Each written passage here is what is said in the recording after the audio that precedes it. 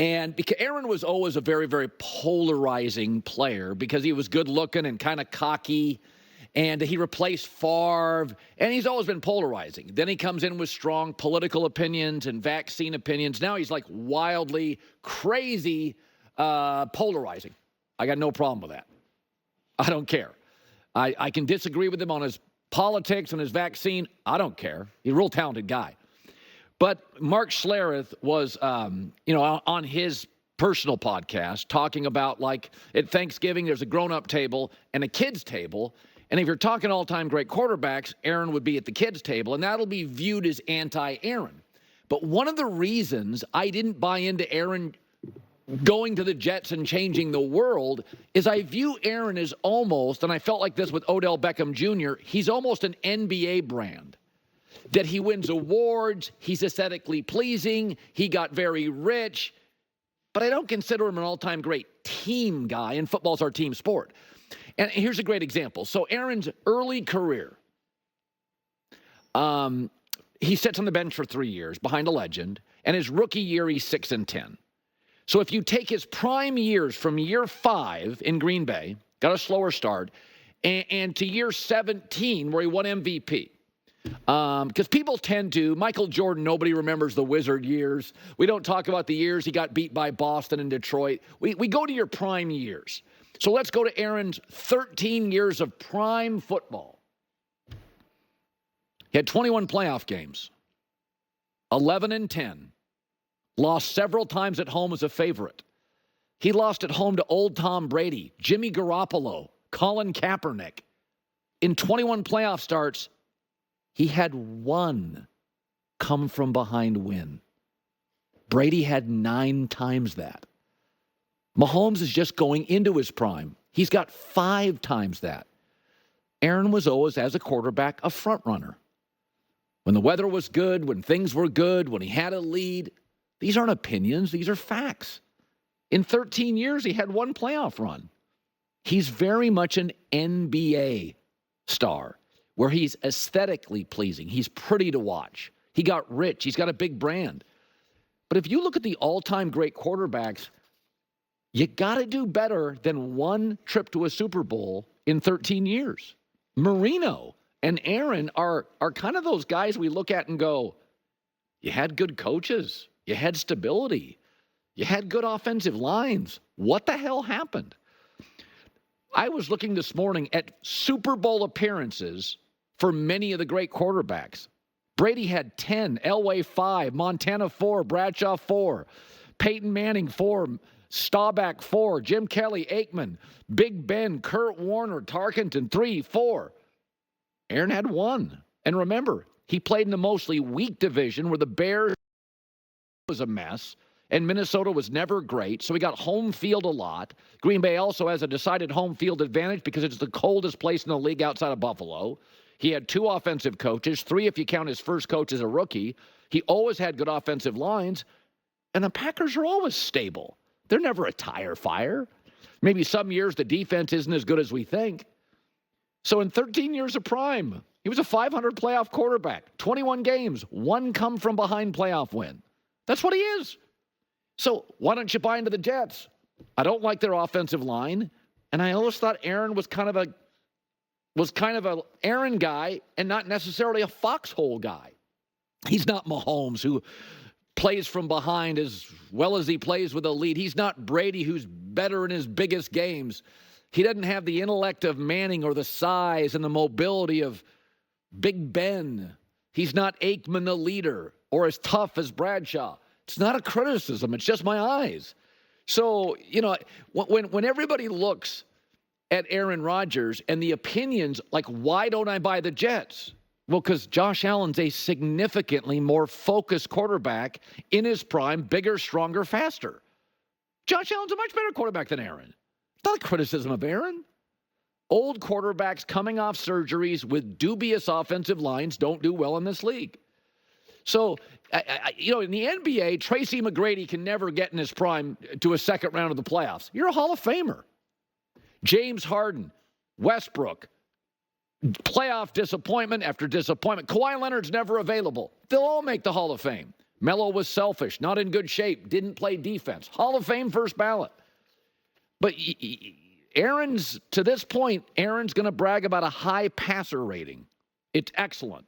But that's not the kind of thing you put your grandkids on your knee and go, hey, you want to hear about dad's touchdown to interception splits? Aaron just didn't win enough. With stability, weak division, home field, weather advantage, offensive coaches. He didn't win enough. So if you wonder why I don't buy into the Jets, I've always thought Aaron's overvalued. It doesn't have anything to do with his vaccine opinions. It doesn't have anything to do with his politics. I don't care. I think most NFL quarterbacks are probably conservative. I don't view myself as a conservative. What do I care? Mark Schlereth on his podcast said, I don't even think this is an opinion. I think it's the truth. If you invite the greatest quarterbacks of all time to dinner, and there's, it's like Thanksgiving, and there's one main table and then the kids' table on the side, Aaron Rodgers is sitting at the kids' table. Yeah. Because he's got one championship. Yes. You don't get to sit with Joe Montana and Tom Brady and multiple Super Bowl winners at the big boy table. You don't. By the way, in the NBA, you do. Carmelo gets lumped in with a Kobe Bryant. That's not the way it works in football. So as we get ready to talk football starting next week, like every day, nobody's anti-Aaron or anti-Jets, but Aaron's out of his prime. He's going to be 40. Mahomes is in it. Lamar's in it. Josh Allen's in it. Herbert's in it. Trevor Lawrence in it. C.J. Stroud appears to be close to being in it. Joe Burrow's in it. Stafford's out of it, but right now is better than Aaron. Goff is in it. Jalen Hurts is in it. It's a quarterback coach's league. If you're not in your prime, you have to have an elite coach. We don't know if Robert Saleh is that. Here's what I do know, though. I'm talking more WNBA because of not only Caitlin Clark, but Angel Reese. And Angel Reese, Juju Watkins, a great young player, picked Angel Reese as her WNBA Rookie of the Year. I laughed when I saw it. I said, I was going to get the Caitlin Clark, the Swifties. Remember when Kanye West dissed Taylor Swift? It was the best thing that ever happened to Taylor Swift's career. Her fans became more emboldened, more ticked off, more loyal. The best thing that ever happened to Taylor Swift was Kanye West.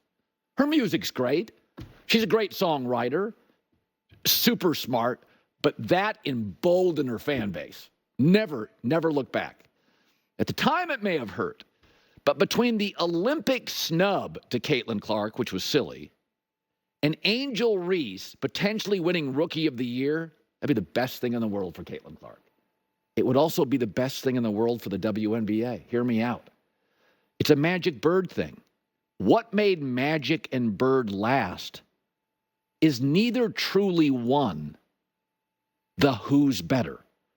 Remember, people chose sides for years because they met in the NCAA finals. Magic won, but then Bird won Rookie of the Year, but then Magic won the title as a rookie, but then Bird won it the next year. 8 years, they made 7 finals. At one point, Magic on top. Then he had a bad finals. He was tragic. And then Bird was on top, and he had some injuries or underachieved in a big spot or two. It just went back and forth and back and forth. Magic never won. Bird never won. And over time, they created this friendship, and they're in McDonald's commercials together. This is great.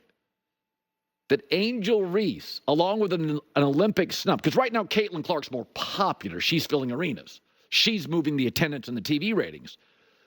But if the snub plus Angel Reese winning Rookie of the Year can really change the WNBA, and it creates arguments. And arguments they're great for sports.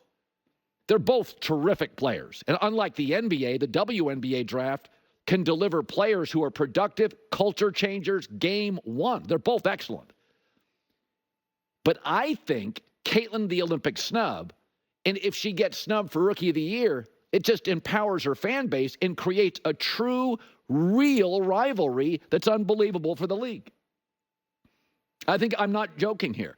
Listen, I grew up with Ali Frazier. Ali won, Frazier won, Ali won. It empowered both. I mean, Joe Frazier is in the history of heavyweights, one of the reasons he's listed near the top is because the wars he had with Ali, even when he lost.